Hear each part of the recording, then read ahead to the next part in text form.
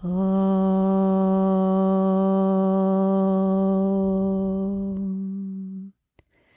Sahana Vavatu Sahano Punaktu Sahaviryam Karavavahe Tejasvinavadidamastu Ma Vitvishavahe. Om Shanti Shanti Shanti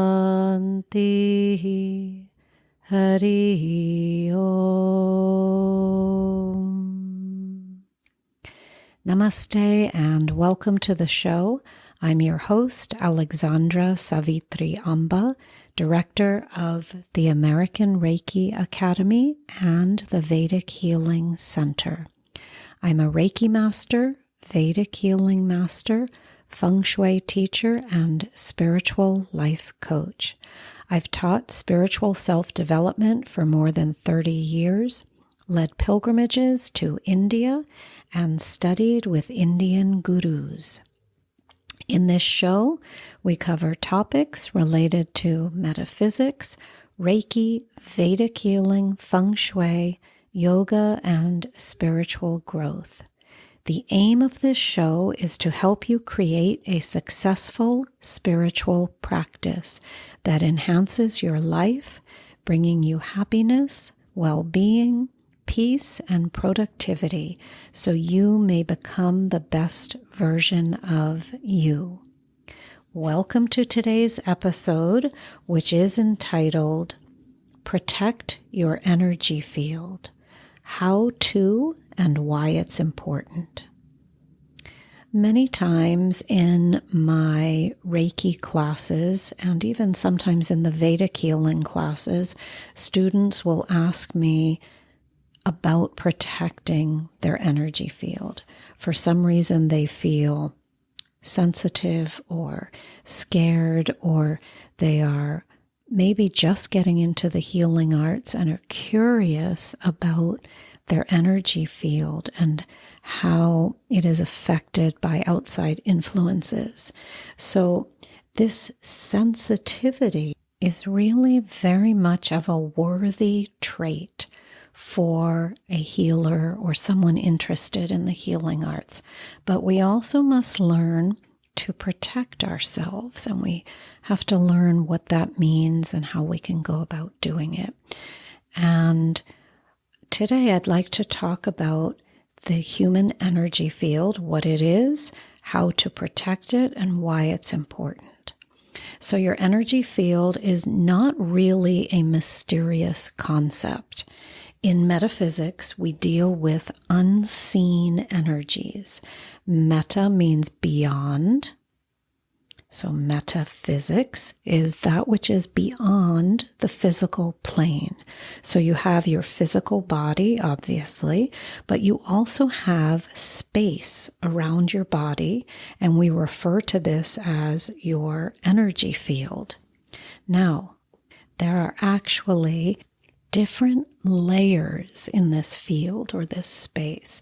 There are 7 layers of the aura, which we won't go into in detail today, but suffice it to say, these layers are made up of different colors, and they correspond to the different aspects of our beings and to our chakras as well. These are all subtle energies, which when we feel and sense deeply, we can identify with. So all day long, I would say we are bombarded by experiences in the world and also experiences from within us as well. So we have outside influences and internal influences that we are dealing with all day long. And the aura or the energy field gets affected. But the good news is the aura and everything within it, so emotions, thoughts, chakras, it's dynamic. it changes. It can expand, it can contract, it can change colors. The aura is a series of kind of protective sheaths around us. So as an example, if you've ever had the experience where somebody comes too closely to you, they approach you and they walk very close to your face, and let's say they're talking to you and they approach you, but they come a little bit too much into your field and you actually back up. And the person keeps coming towards you and you keep backing up. And inside you're thinking, don't they know they're a little bit too much in my space? Well, that is your energy field being, what I would say, kind of violated in some way. Now, the person doesn't mean to do that, most likely.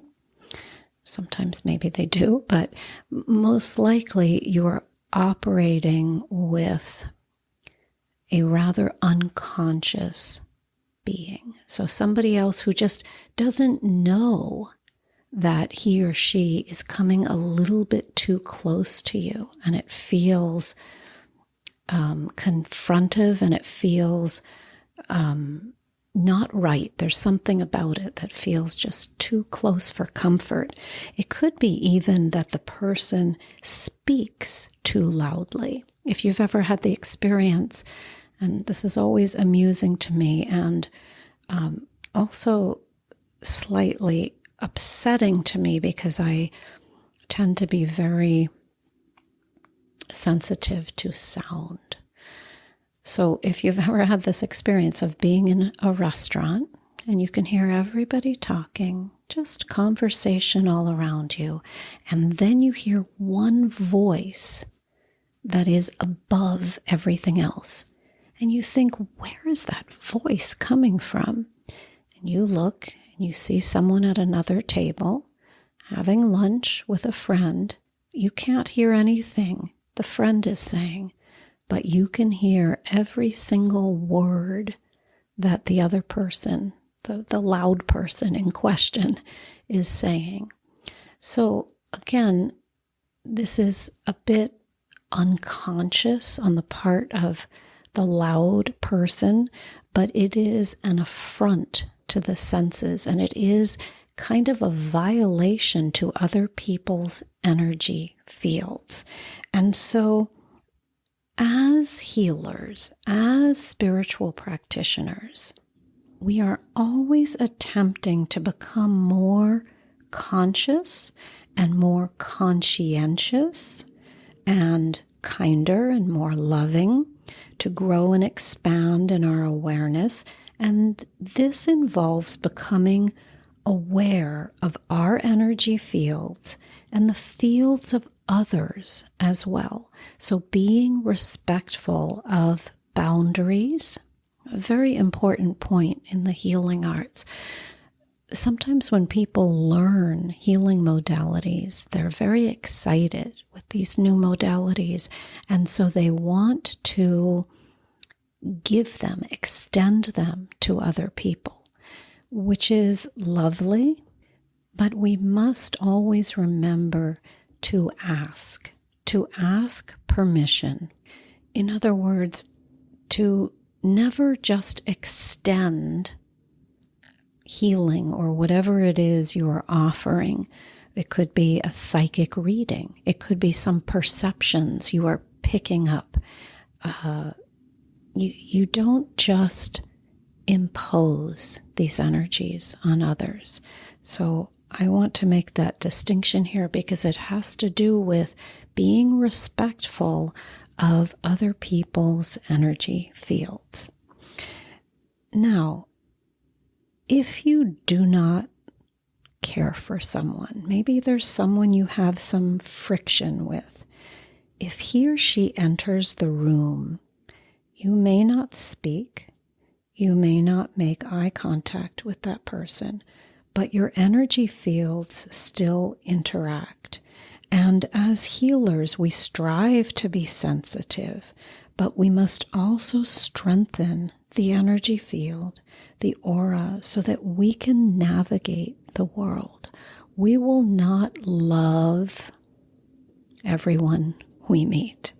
We will try, but there will be people who cross our paths who just don't resonate with us.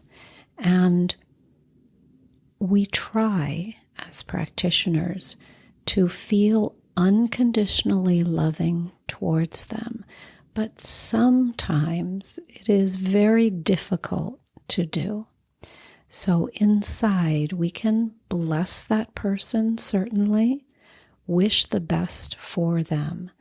But at the same time, we can feel some kind of friction with them. And so it is usually an indication, really, that we need to do more work on ourselves so that we can really feel that unconditional love. And yet in the process, we are human and we are feeling that friction. We are feeling that uncomfortable energy in the presence of this person. And so our energy fields are interacting, and surely that other person as well will feel a dissonance with you. So always we are trying to return to a space of loving everyone. And this takes work. It takes daily work on our parts. It takes a strengthening of the energy field and a softening of the energy field. One of the other things I want to say is about awareness. So knowing and realizing how to stay centered and strong and balanced and serene no matter what is going on around us. So the energy field does not just mean a sequence of lights and colors and energies. The energy field is comprised of real factors. It's really a dance of energies every day, a symphony we play out where we kind of tune and adjust each instrument in our energy fields. So we attempt to strengthen ourselves. We attempt to be confident, but not egotistical.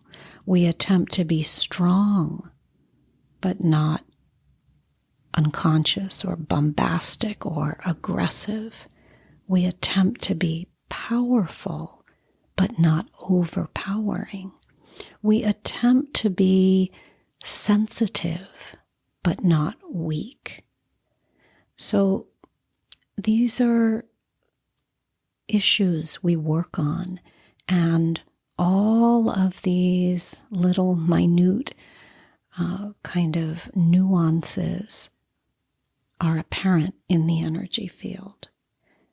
Let us be secure as spiritual seekers, as healers in ourselves, but remain sensitive, intuitive, and conscious at all times.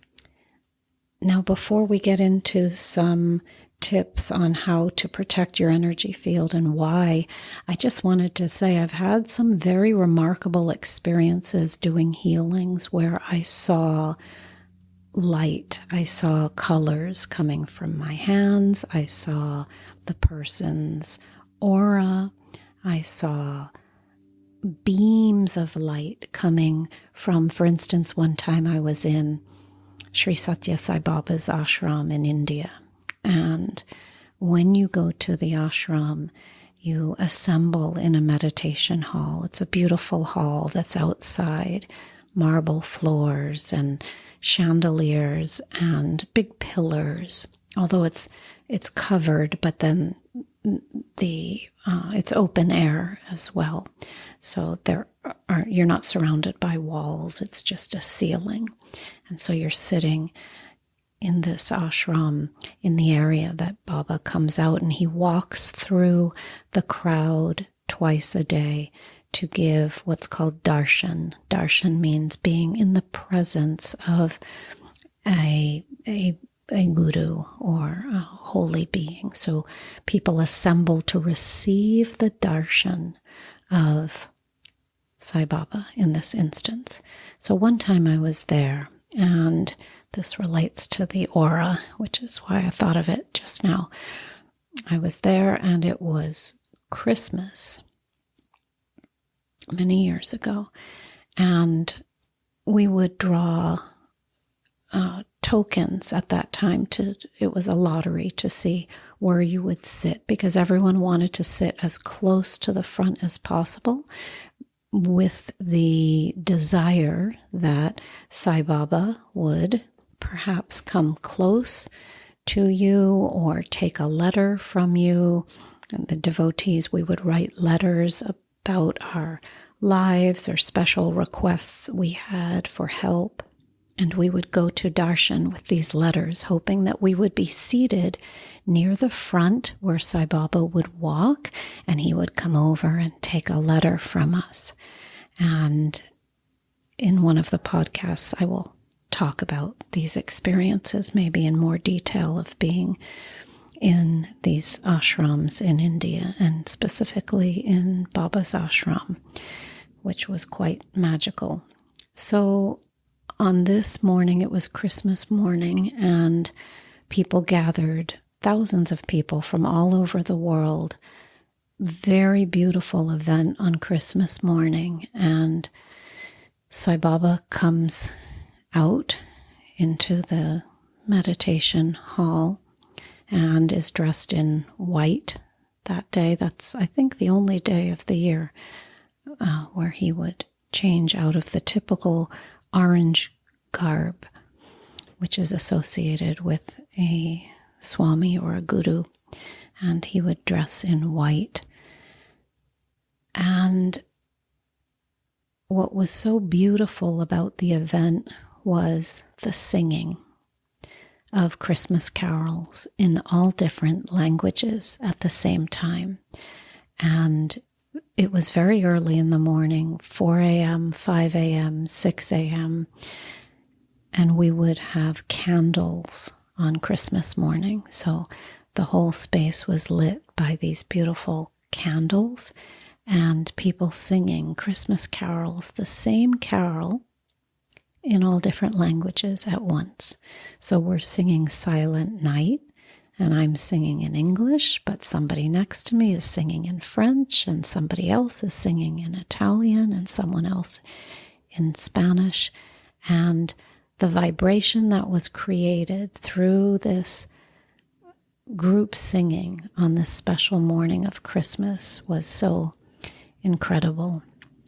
So the singing and the energy that was created as a result of this singing. So Baba came out, and I had drawn a rather bad lottery number. So I was very far away, and there were a lot of people there that day. So I was sitting way far in the back, and I could see Sai Baba come out, and he walked through the women's side and then walked through the men's side, and then he would go up to the main area, the altar area at the front of the meditation hall, and he would turn and bless everyone. And on this day, he was elevated. He was in a higher space, so that like an upstairs area, so that he could have a good view of the crowd and everybody could see him, have a good view of him. And as he was blessing everyone, he was turned, his body was turned, and his arms were up in blessing towards the men's side. And I remembered thinking, in that moment, I thought, oh, I'm so far away today.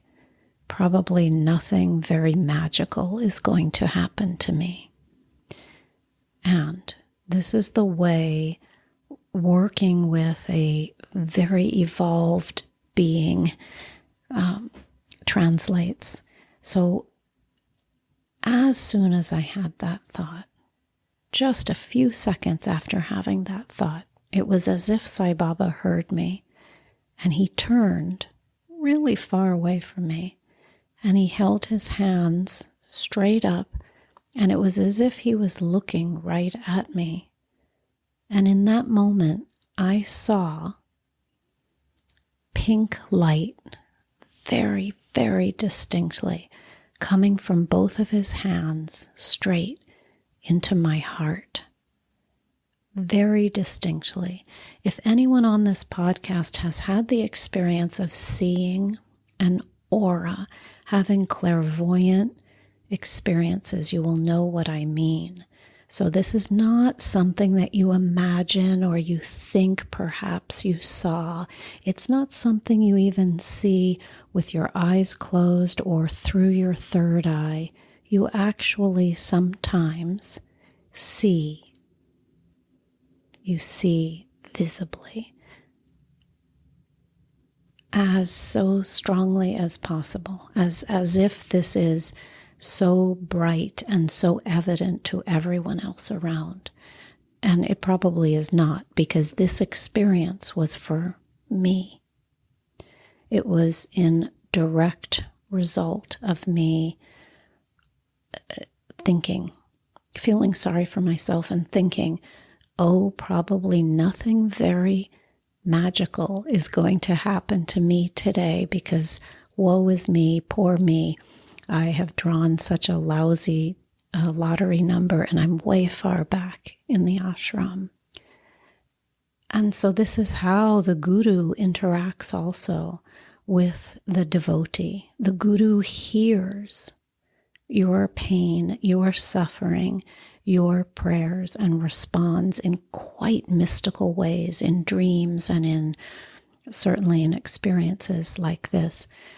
And when you repeat these things to other people, sometimes they don't sound very remarkable.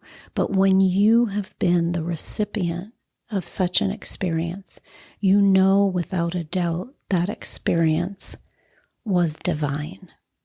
So this is just one small example of seeing energy from from Sai Baba, seeing energy from his hands. And actually, one interesting thing about Sai Baba and about other gurus is that their energy fields extend much more than ours do. So it's as a result of who they are and the work maybe they have done, depending on who it is.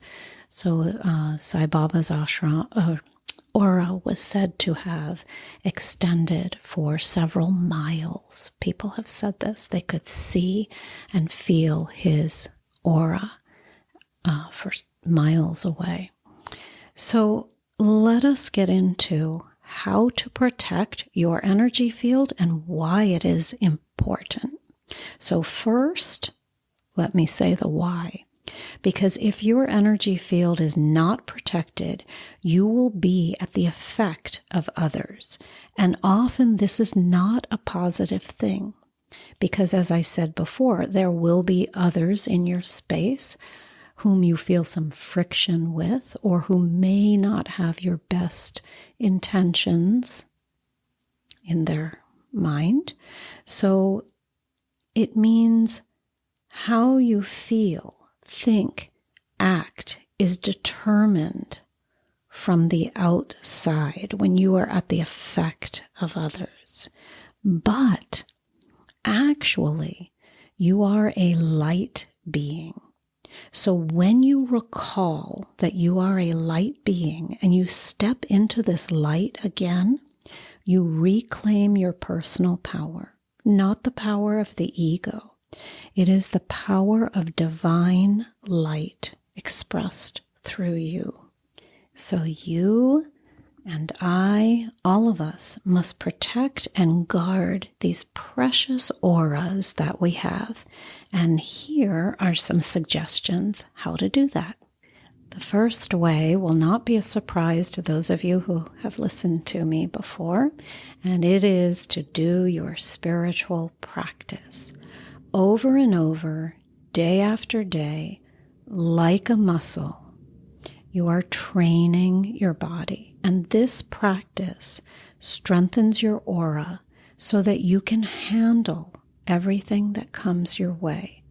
And remember, your spiritual practice is a collection of different activities. It may be meditation, it may be asanas, it may be chanting, it may be some Reiki, it may be some reading of spiritual texts, it may be some journaling. It is a time of inner seeking and inner work, and we do this every day. And we do it not only to evolve or become more aware, we also do it to protect ourselves, to strengthen our auras.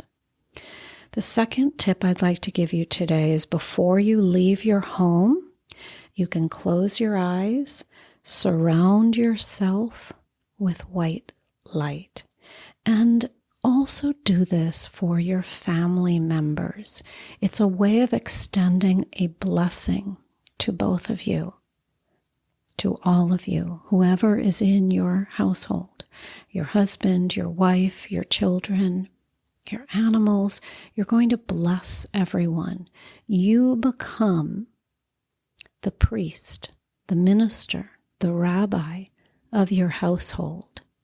And I want to say, especially to the women out there who are listening, and I'm going to say this in a lot of the episodes coming up, you have done this before. You have been healers. You have been witches. You have been priestesses. You have been shamans. You have done this before.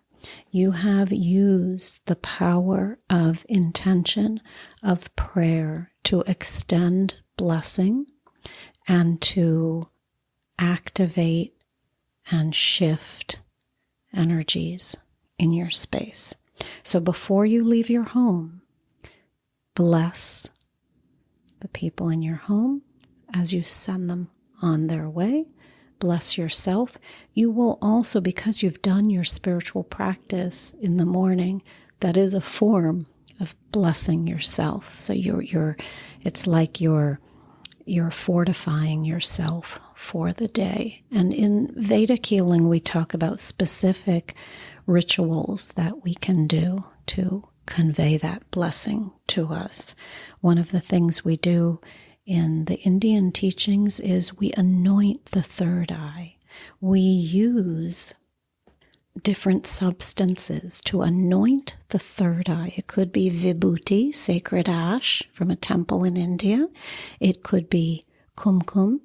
It could be sandalwood paste. You are remembering this space, this third eye, this energy center that connects you with an inner world and your connection to the divine. And so it's a form of blessing, of you blessing yourself and acknowledging that divine energy within you.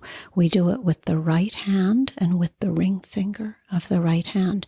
And you'll see Indian women and non-Indian women also wearing a bindi on the third eye. It has come to be a beautiful little marking that matches the clothing and is sparkly and pretty. But originally it was a reminder to keep God, keep the divine at the center of your thoughts. So another way to protect your energy field.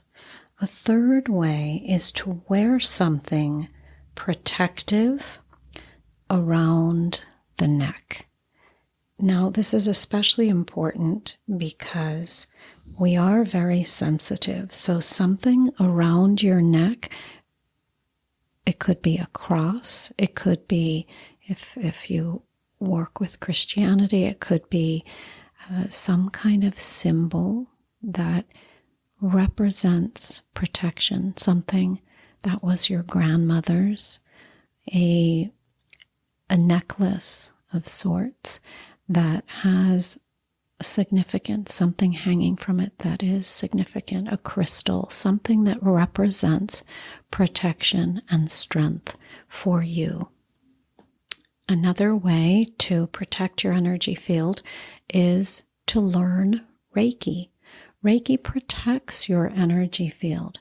Sometimes people ask me if you have to, as a practitioner, do something special to protect your energy field when you are giving healings. And that's one of the beautiful things about Reiki, is you do not absorb the other person's energy.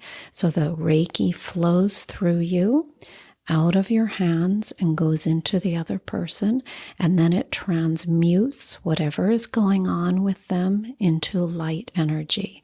Their negative thoughts or emotions or conditions don't get sucked back up into your hands. So just by being initiated into Reiki, you are protecting your energy field in some way. And the last way I want to suggest to you is to use something like feng shui. And in some of the podcasts, I'm going to get into the very beautiful art of feng shui that I was taught in a really special tradition.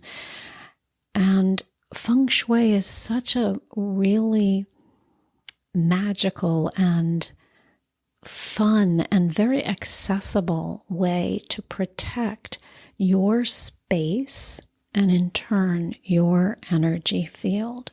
So there are little cures that you can do in your space that will naturally protect you as you move out into the world. The last thing I want to say is not to be afraid. So your light is always stronger than any kind of negativity that can come your way. And when you ground yourself in this light through your practice, this very amazing practice that strengthens you, when you do that, nothing can touch you. Things will try, people will try, whether consciously or unconsciously, but your force field will become so strong and so serene and so peaceful and so centered and so grounded that nothing can knock you off your balance, off your center. So it is a daily challenge, but the challenge gets easier and easier.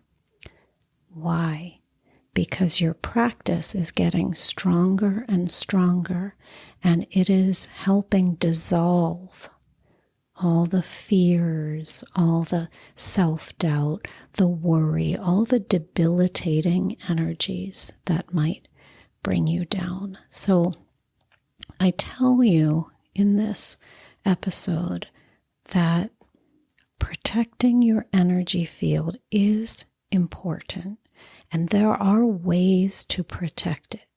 But at the same time, I want to really stress that as we move on this path, we get stronger. We get much stronger. And the energy field, the aura, although more sensitive, is also stronger.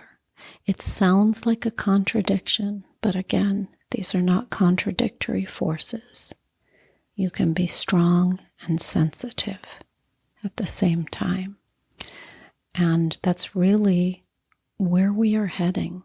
We are needing that strength so that we can confront and handle anything that comes our way. And there will be very challenging situations and experiences that we must deal with at some point, pains, occurrences that are sad. So we're not discounting the sadness, but we are moving into a strength that enables us to handle everything, but at the same time, have an open heart and be sensitive and compassionate. It's really a dance of energies in the energy field that makes up the complete person that is each of us. I hope this was helpful. Maybe it was a little bit rambly today, but sometimes that happens. So please remember to reach out to me if I can be of any assistance. And the website again is reikiacademy.org, REIKI Academy.org. And there you will find information about Reiki, spiritual self-development, feng shui, Vedic healing. Thank you for listening. As always, be happy, be peaceful, be centered. And please, please, please, please commit to your spiritual practice. It will save you. It will enliven you. It will enlighten you. It will inspire you for greatness. Om Asatoma Sadgamaya Tamasoma Jyotirgamaya Mrityurma Amritam Gamaya. Om Shanti Shanti Shanti. Hari Om. Om Sai Ram. Jai Guruji. Om Amriteshwari Namaha. Hare Krishna. Om Namah Shivaya.